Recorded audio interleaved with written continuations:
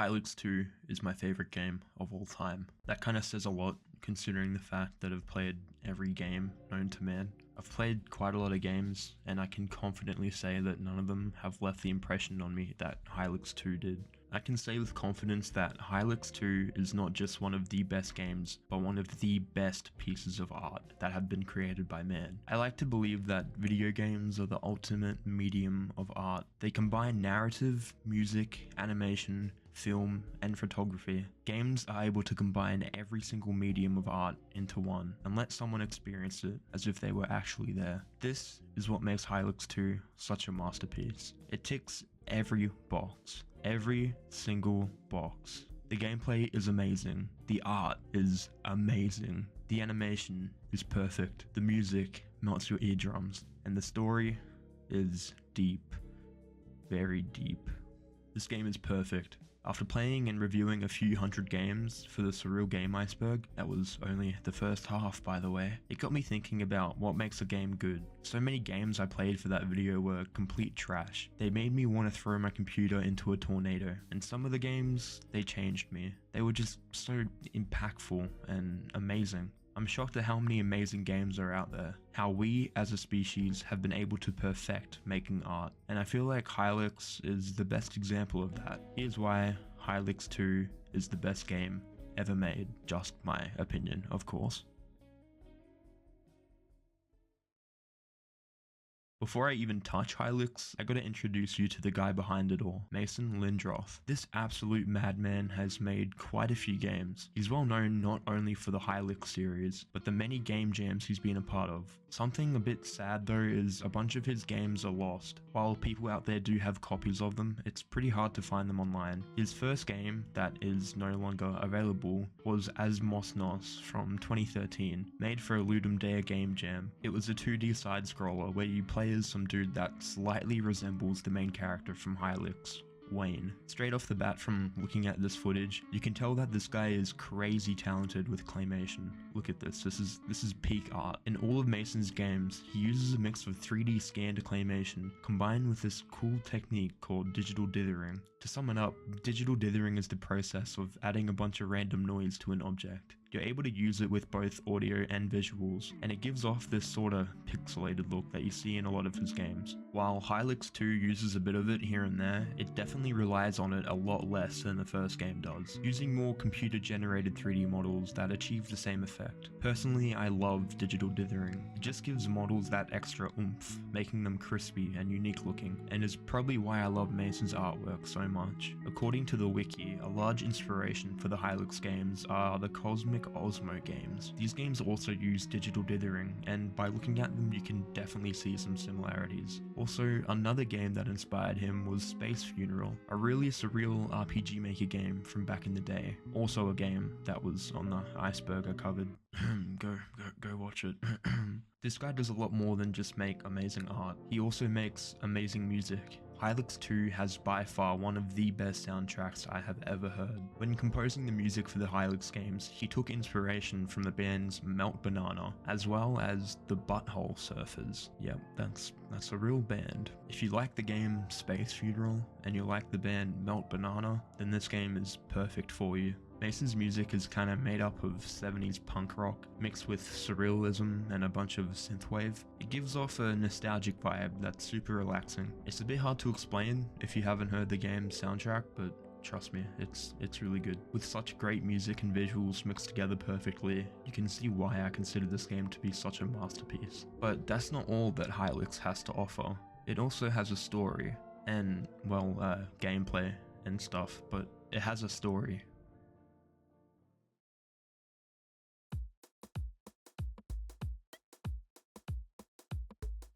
Just to catch you up, I'll briefly explain the story of the first Hylics game as best as I can, but it still might be a bit confusing.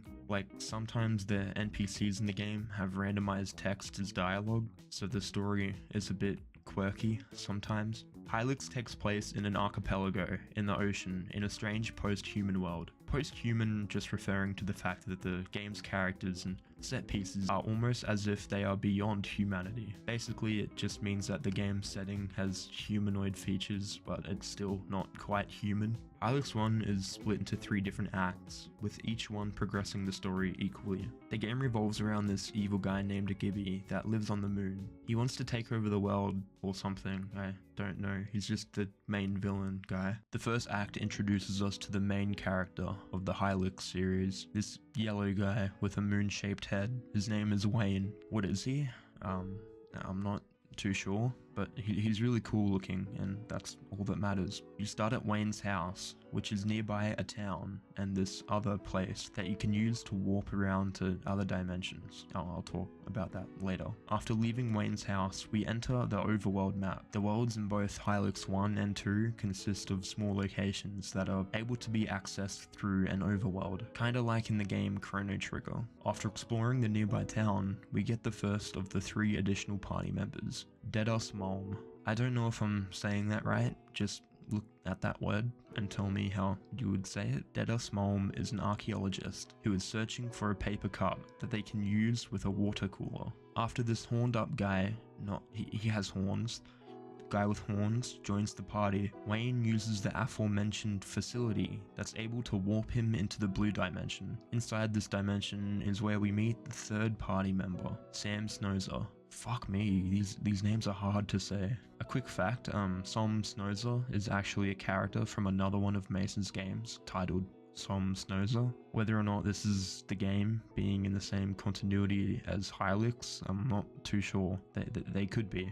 After you beat the blue dimension and return to the overworld, Act 2 begins. After Wayne goes to another island in the archipelago, he meets a knight that lives there. His name is Pon Gorma. This mad lad is the 4th and final party member. After you beat all the areas on this island, Wayne gets access to this airship thing, and Act 3 starts. With this airship, the boys are able to access all the islands in the archipelago. In order to get to the moon and beat the shit out of Gibby, Wayne needs to buy a spaceship key from this guy working at a hot dog vendor. The key is really fucking expensive, however, so the gang must make their way to an island that contains a device that allows you to turn people into money. After you get enough cash, Wayne and the boys buy the key to the spaceship and make their way to the fucking moon. After finally getting to Gibby's palace, they fight through hordes of enemies to reach and defeat Gibby. Before Gibby fucking dies, he tells the boys that the moon is rigged to explode. After hearing this, Wayne and the crew get back to the ship and leave the moon, ending the game. And yeah,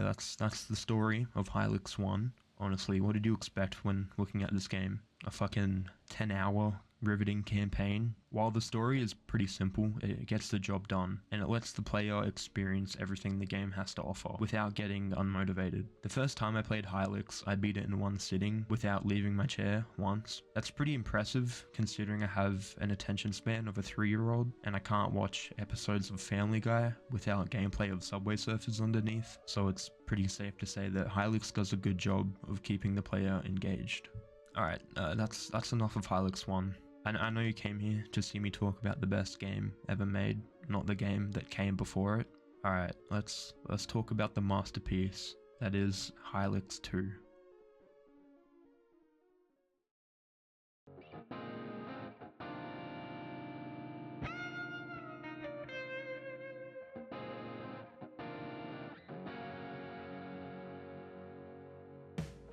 Hylics 2 is quite similar to the first game, which shouldn't be that surprising considering it's a sequel. However, what's different about the second game is that it expands upon the first one in every single aspect. The story, the setting, combat, music, gameplay, exploration, it's all such an improvement over what the first game had to offer. Hylics 2 is the perfect example of a sequel done right. Everything from the first game remains, but is improved upon exponentially, and I'll show you how. After starting a new game, we see our old pal Wayne from the first game just chilling in his bedroom. Straight away, you may notice a few differences from the first game. See, Hylics 1 was created in RPG Maker, a pretty outdated engine that is primarily used by indie developers to create JRPGs. Don't get me wrong, there's been a shit ton of great games that have come from RPG Maker, such as Omori and Yume Nikki, but it's pretty well known that the engine is a bit limited. There's only so much that you can do with RPG Maker, and these limitations are quite apparent when you play Hylics 1. The majority of the gameplay is very basic, and some aspects of the game feel a bit unpolished because of it. Fortunately, Hylics 2 wasn't made in RPG Maker, it was made in Unity. Unity can get shit on a lot too, but it's nowhere near as limited as RPG Maker is. Because Hylics 2 was made in Unity, both the gameplay and the setting was able to be a lot more in-depth and engaging. The first difference that you can probably notice is the game takes place in an isometric 3D environment, as opposed to the top-down 2D setting of the first game. Additionally, the game now has a few 3D platforming elements, allowing the player to run, jump, roll, and air dash. It's pretty insane how much this game differs from the first one, while still being able to achieve the same feeling and experience. Anyway, back to Wayne. We start the game at his house, just like in the first game. After we step outside Wayne's bedroom, however, things get a bit weird. It turns out, in Hylics 2, you don't play as Wayne, you play as a member of the Wayne species. It turns out, since the last game, Wayne has spread his seed so much that he managed to create a whole new species. Or maybe the Wayne from the first game was also a part of the species, and you play as him in this game. I'm not sure. Either way, the Wayne species live in their home that is called the Wayne House, the place where the game starts. If you make your way to the top of the house, you meet Old Wayne, the leader of the Wayne species. This Old Wayne talks some nonsense about a prophecy that foretells the resurrection of the villain from the first game, Gibby. Turns out, Gibby was killed in the first game, and his followers are now working towards bringing him back to life. Old Wayne tells the player Wayne that he's got to go to the town of New Muldal and tell the chief of the town, Blairol, about Gibby's supposed resurrection. Again, the names in this game are, yeah. After leaving the Wayne house, we see the game's overworld map for the first time. It looks pretty open and explorable, right? Well, just wait till we unlock the airship, my boy. Once we make it to New Muldal, we can have a look around and buy some gear from the shops using the game's currency called bones. These can be obtained by either collecting coins while walking around and doing platforming, or by defeating enemies. The latter is a bit hard to do at the start of the game though, as Wayne is the only member of the party for a little while. When you go into the caves of New Muldal, this becomes pretty apparent. Maybe I'm just a little bitch, but I don't really recommend getting into fights until you have at least 2 party members. Otherwise your boy Wayne will get completely railed by the clay monster things. What is that? Oh, my bad, it's a cave, sign east. Good to know. Oh yeah, and by the way, the main fighting theme of this game is pretty good. It makes grinding in this game really fun and relaxing.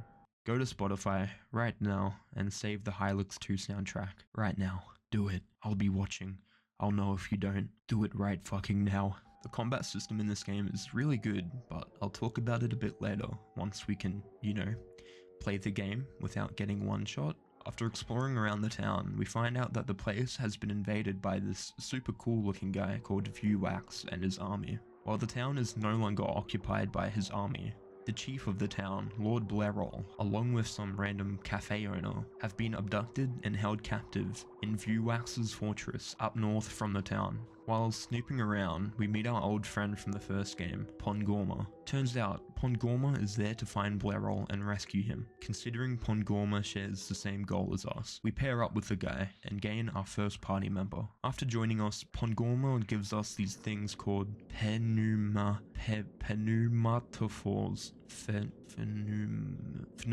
Pneumatophores. What they are, I'm not too sure, but they let us glide in the air, so I'm not gonna question it. Now that we can basically fucking fly in midair, we can access some more areas in the map. One of the areas we can now get to is the aforementioned fortress, where our boy Blairol is locked up. While breaking into the fortress, we meet another familiar face from the last game, Deadest Mom. Apparently he's there doing some research on these arcade cabinets that are held in the fortress. Deadest Mom decides it's a good idea to team up with us and defeat Viewwax. Now that we have 3 party members, we can actually fight now without being obliterated on our first turn. Mom lets us use his canoe to get deeper into the fortress through the dungeons. Once we get into the fortress, we're finally able to defeat some enemies. At first glance, the combat of the game might not look that special, just kinda looks like a standard RPG, right? Alright dude, just watch this.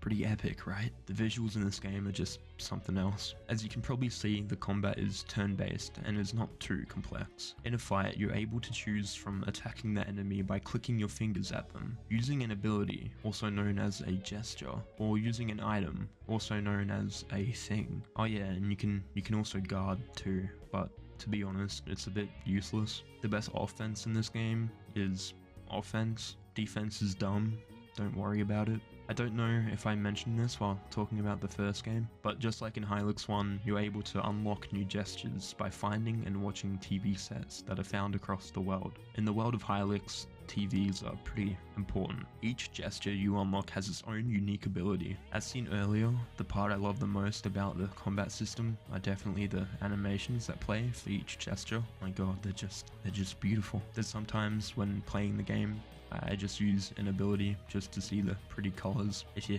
couldn't tell from the videos I make, I'm a huge fan of surrealism, and I think the genre is responsible for some really cool looking art. When I look at art, I try not to look too deep into it. I just focus in on my first reaction to it and appreciate how it makes me feel. That's why I love this game so much. It's really not deep.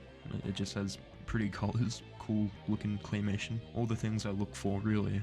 I'm sorry, but these animations are just so good. Like in most RPGs, you're able to customize your party members outside of combat by equipping them with different weapons and armor to boost their stats. The 3 stats that only matter are your character's flesh, their health, will, their mana, and damage. Their damage. The only way you can increase your damage and mana is by equipping certain gear that increase their value. As for increasing your max health, you gotta collect a bunch of meat. After each battle, your party will receive some meat based on the number of enemies you fought and how strong they were. Once you get some meat, you gotta take it to the afterlife. Oh yeah, this game has an afterlife. So did the first game. I probably should have mentioned it. Once you get decimated in a fight and your party dies, instead of loading a save or a checkpoint like any other game, your party respawns in the afterlife. I love this mechanic so much. It really just keeps the flow of the game going after you lose the fight. In the afterlife, or whatever this place is called, heaven or something, you're able to throw the meat you've collected so far into a meat grinder. Doing this will not only increase your health, but the health of the party members as well. I'm not sure if this was intentional or not, but I thought it was worth noting that the only way to grind in this game is to grind meat. Once you want to leave, you're able to jump into this pink goo stuff, and it will take you to any checkpoint that you've found. These checkpoints are also pink pools of goo. I don't know what it is, but it's pink and liquidy. Losing a battle isn't the only way to get to the afterlife. You can also just jump into these pools, or, just like in real life, the fastest way to get to the afterlife is by you know, I already have a strike on my channel. I don't think I can joke about this stuff for a while. After walking around the fortress for a bit, murdering a bunch of claymation monstrosities, we find one of those arcade cabinets that Mom was looking for earlier. These cabinets are pretty cool.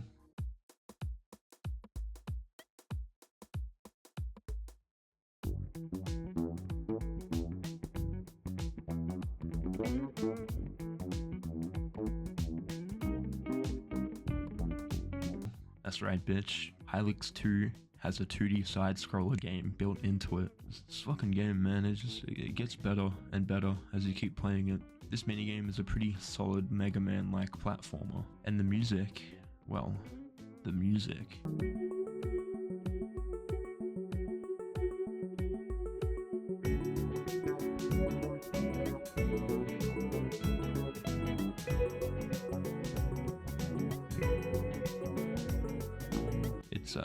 It's pretty good. This minigame can get really hard sometimes, but not enough to make you want to stop playing. You play as a miniature Wayne, making your way through this claymation hellscape to get to the end of the level. There's also a bunch of enemies everywhere that you have to blast away to get past. It's also worth noting that there's coins you can collect to get some money in game. You can also get some bananas and burritos that can be used as heals in battle. Also, you're able to dash in midair, just like the real Wayne can. There's only 2 of these cabinets in the game, and they're completely optional. Fun fact, this minigame uses a bunch of assets from another one of Mason's games. This Metroidvania called Maldalamolom. What's with this guy and naming shit while under the influence of anesthesia? It's like this fucking guy named all his games while at a fucking dentist appointment. If you complete the second cabinet that you find later in the game, you get access to the gesture Bombogenesis, a really, really powerful move that deals damage based on your team's willpower.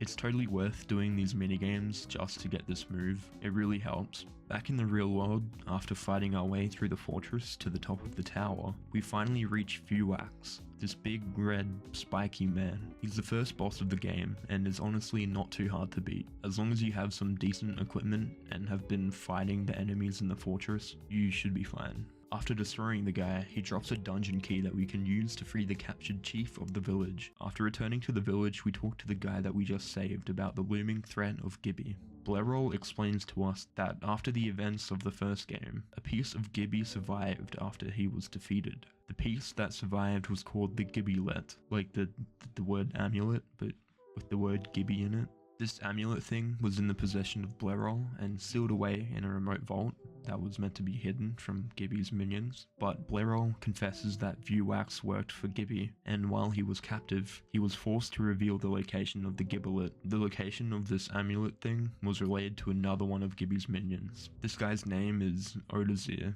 Blerol confides in us his concern that Gibby's minions might have already started to make their way to the vault and get the amulet. After hearing this news, Wayne and the boys reckon it's a good idea to get to the vault before the agents of Gibby do. In order to do this, Blerol gives us this key to a dock that holds an airship. Now this is where the game really kicks off. You thought this game's overworld exploration was a big improvement from the first game? Just watch what we can do with the airship. We can fucking fly. Now that we can fly in the air, we can get to the rest of the islands in the archipelago. The first island that I recommend going to is this TV station looking place. This is where we get the charge gesture, probably the most important ability to get. This gesture lets us charge up our other gestures to do more damage in battle. Additionally, it's also required to use charge before using some other abilities, such as the previously mentioned Bombogenesis. At the end of the day, it's really up to you whether or not you get these abilities. I know in my first playthrough, I only got a small amount of the abilities, and I was able to beat the game without too much difficulty. I'm just saying, if I had to get one ability in the game, it would definitely be charge. It's really easy to get to, and there's no enemies guarding it, so you can just walk in there and grab it. There's really no reason you shouldn't. It turns out that Odazir and his gang have already gotten access to the vault, and now have the Gibbulet in their possession. With this remnant of Gibby in their hands, they can now begin to resurrect their deceased leader. Using the airship, we go back to this cool looking place called the Foglast. This is the spot where Odazir is attempting to bring Gibby back to life. Once we get to the Foglast, however, it's revealed that the entrance to the place is blocked by a force field that's being remotely controlled somewhere by Odazir. Eventually, it becomes clear that the source of the shield is coming from the shield facility.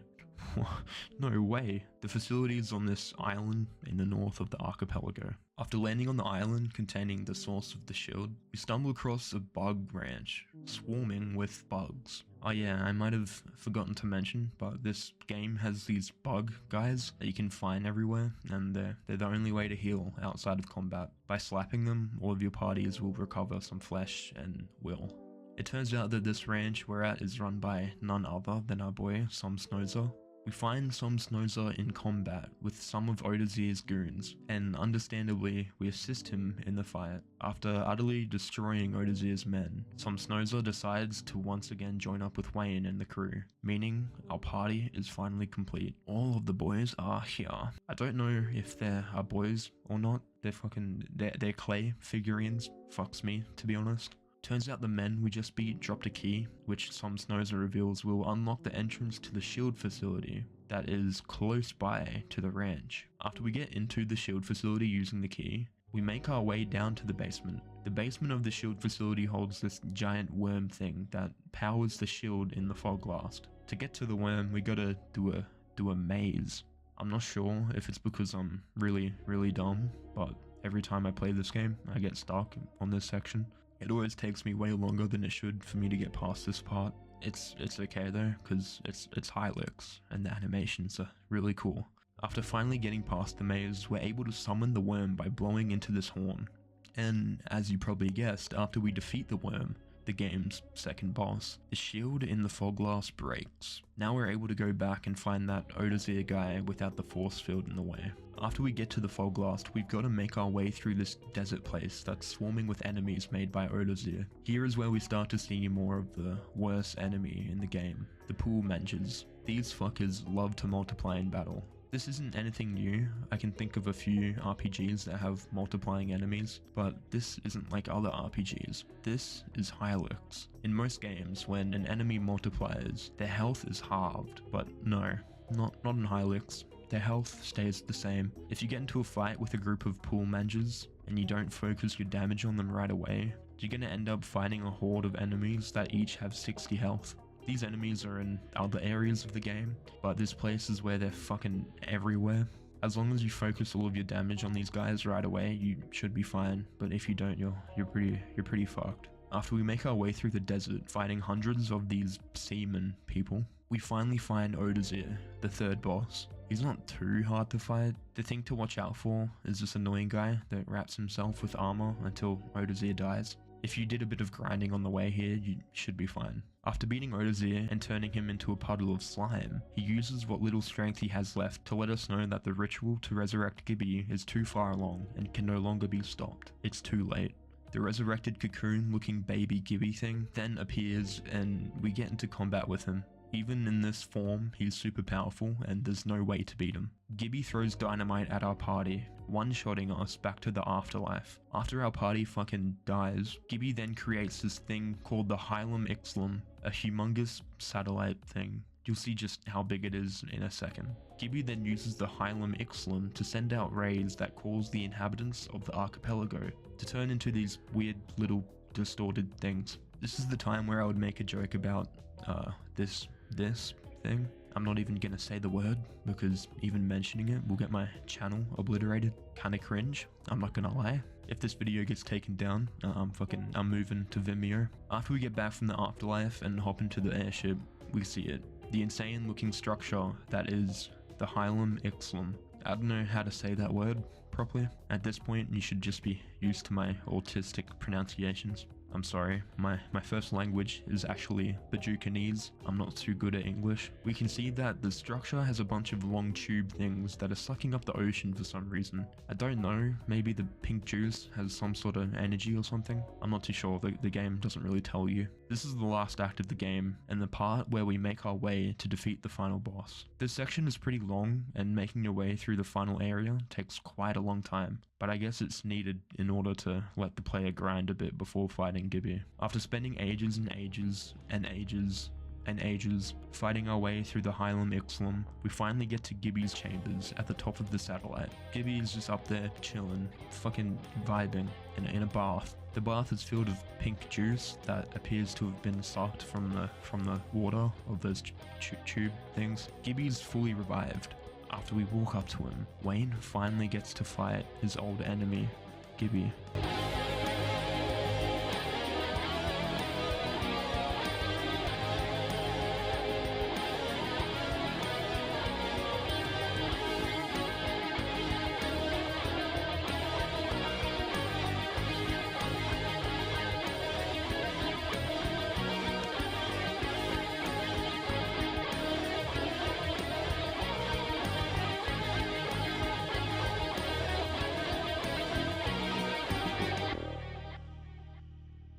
Yeah, this fight has the best track in the game. It's pretty great. For a final fight, it's honestly perfect. This game builds up so much hype around this guy Gibby, and once we get to fight him in battle, all that build up is worth it. He's just so freaking cool, and his theme just makes him that much more menacing.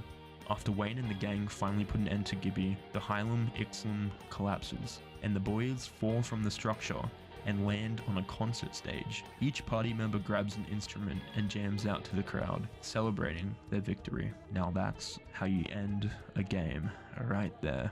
You're able to input different keys to play music, and honestly, Wayne's guitar goes pretty hard. Also, Old Wayne and Vuax and Odazir are on the stage, vibing with the music. I guess with Gibby gone, these guys are cool now. And yeah, that's the end of Hylics 2. Oh yeah, but wait, there's also a credit sequence.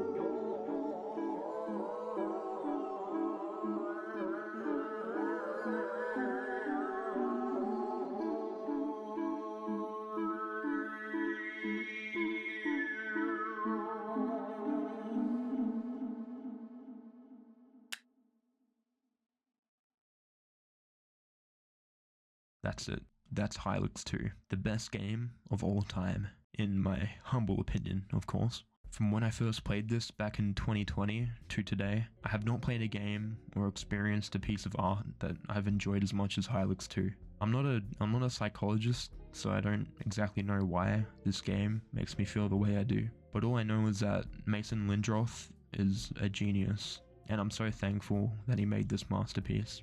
As for a third game, well, it's been confirmed. On January 8th, 2022, Mason posted 2 teasers of a new project, which would later be confirmed to be another entry to the Hylics series. Though there's currently no confirmation if it's a sequel or a prequel or a spin-off. Whether or not this game will surpass Hylics 2, we'll just have to wait and see. But if it does, I wouldn't be surprised. If you made it to the end, I just want to thank you for listening to me rant about my favorite game. While this game might not be for everyone, in my eyes, it's perfect. As a first year in my Bachelor of Game Development, yes, it's a real thing, I can say that this game is very cool. I want to thank all of the people that have helped me come this far. Also, a special thanks to my Patreons. Your contributions to the channel are very much appreciated.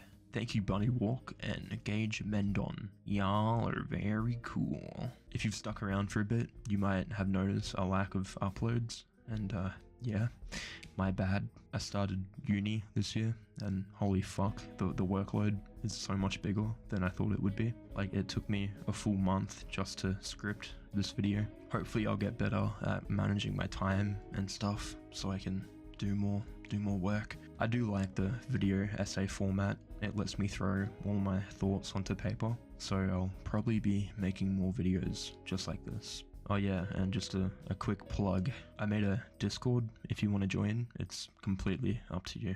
It's just a spot for me to talk to people that watch me so I can sort of build a community and get better at what I do.